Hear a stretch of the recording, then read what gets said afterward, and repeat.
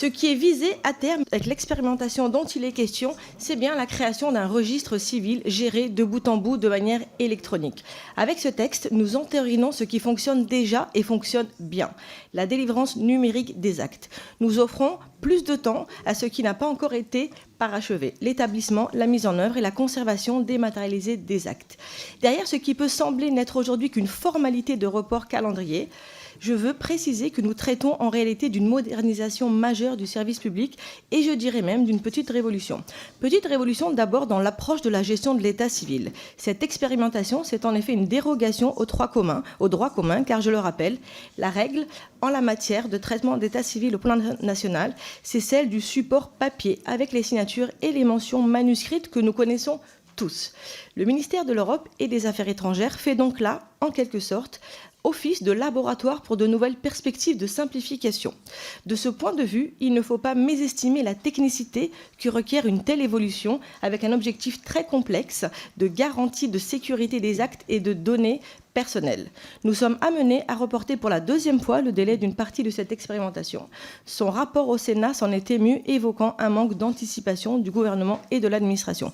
Permettez-moi à l'inverse de saluer l'engagement de tous ceux qui sont à pied d'œuvre pour donner toutes les chances de succès à ce changement majeur.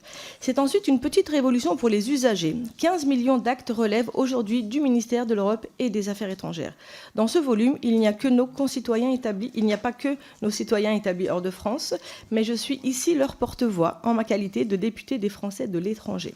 Je peux ainsi vous témoigner que pour eux, tout particulièrement, cette dématérialisation est très attendue.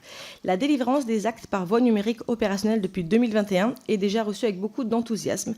Imaginez bien, dans un pays où le service postal est défaillant, de devoir mener une formalité administrative qui exige une copie d'acte de naissance de moins de 3 mois.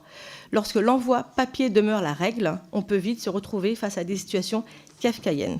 Pour ceux dont l'acte relève du ministère de l'Europe et des Affaires étrangères, ces difficultés ne s'opposent donc plus et c'est tant mieux.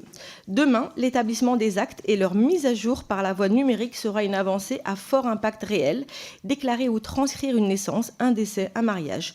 Toutes ces formalités centrales dans la vie d'un Français demeurent complexes depuis l'étranger pour bon nombre de nos concitoyens. Toutes les contraintes afférentes à ces démarches peuvent aussi nuire à l'image de nos consulats, accusés malheureusement à tort par certains usagers de manquer de souplesse ou d'agilité. Nos agents sont ainsi trop souvent la cible d'un mécontentement qui s'exprime parfois avec beaucoup d'agressivité. En résumé, tout le monde a intérêt à ce que cette expérimentation aille au bout dans les meilleures conditions et dans la totalité de son périmètre. Il nous convient, par ce texte, la responsabilité de donner toutes ses chances.